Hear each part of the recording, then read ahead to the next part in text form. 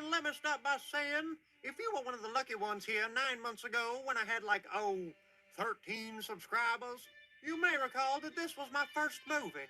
But since Jeb was shy back then, it sounded like he was talking well about shit. Let me start now by saying that Ray Fiennes' voice as Ramsey still turns me on. The stars of our movie today are Iceman. Iceman again. Well, his career is long and distinguished, just like my Johnson. Lord Voldemort, with a nose. Some cokehead named Elvira. Miss Congeniality. The Fly. But not the good one with Vincent Price that I could have sworn was in black and white. The gross one. Oh, fuck it, they were both creepy as hell. Steve Martin Short. Or as my mama liked to call him, the father of the bride and his boyfriend, Frank. And, well, I ain't seen it, but that shit must have sounded elegant as Whew, Jeff used to list all the fucking actors. Please. Sorry, that sounded like I was talking with a mouthful of pepper. Ooh. Our story begins with a bunch of Hebrew slaves ripping off Look Down from Les Miserables. And at the same time, across the lake, all the Egyptian gods are killing all the newborn Hebrew babies because they suck. The gods suck, not the babies. But Moses' mama ain't having none of that. So she says, you know what she says? She says, screw y'all, I'm feeding them to the gators and hippos. But God don't like gators and hippos. So he splashes Moses to the most convenient place he can think of. The Pharaoh's wife's swimming pool. So the Pharaoh's wife opens the basket and baby Moses is like, hey girl, you looking for a baby? Because if so, I'm your man. But of course he didn't really say that because babies can't talk, you big dummy. Did I really have that in the script? Damn, Jim used to be mean. So back to the story, dummy. The Pharaoh's wife takes one look at baby Moses and she says, oh, he cute for a Hebrew. Let's ignore our multi-gods warnings about Hebrew baby boys and adopt him. Surely this one can't be the one. And the whole time this is going on, Moses' sister is watching from the bushes singing about how once he's rich, he better not forget where he came from. And then the camera pans up, and those rip-off artists from the beginning of the movie finish their song, and I get chill bumps on my ass. Now we jump forward in time about 20 years to see that Moses and Ramses have grown into two rich, spoiled snots who get their jollies destroying monuments that Hugh Jackman slaved all those years to build. And surprise, Daddy's mad. But instead of giving him a good beating with one of them sandals he's wearing, he's just like, Ramses, I'm gonna be dead someday, and you'll have my job, and you're gonna suck at it. So later they get to a feast, and Ramses is appointed some job to tell other people to build temples, which isn't really a job at all. And to celebrate, they present him with a sexy, exotic camel-riding lady who Ramses gives to Moses. So after the feast, Moses goes up to his room to hopefully get some sexy, independent camel lady nookie, but plot twist, she's escaped. But he follows her, because he still wants that nookie.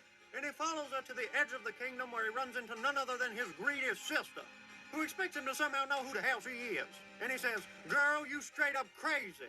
And she says, fool, you a Hebrew. Go ask your rich daddy. You adopted. And he says, you a lying hussy. So she sings him the same song that their mama sang before she fed him to the gators. And he's like, oh, shit.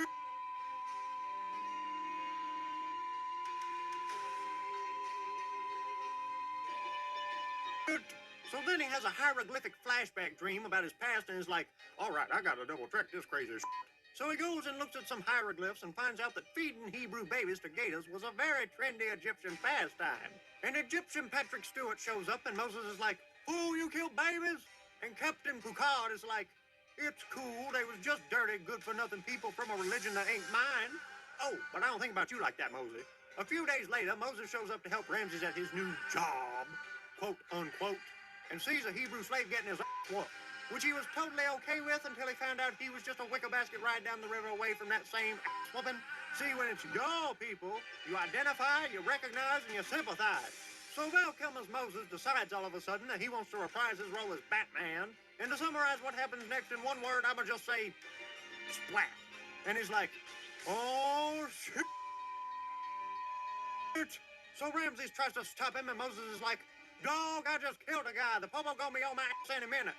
And Ramses is like, please, I am the popo. And I didn't see nothing.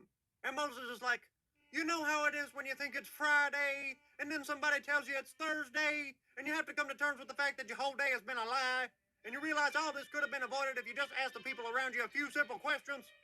Well, that's my whole life. And Ramses is like, say what? And Moses says, Ain't you ever noticed I'm the only boy in this family that ain't got that gene for male pattern baldness? And he leaves. So Moses wanders the desert until he loses his wig. You know, for the longest time, I thought that was his real damn hair. But no, because rich people are fake.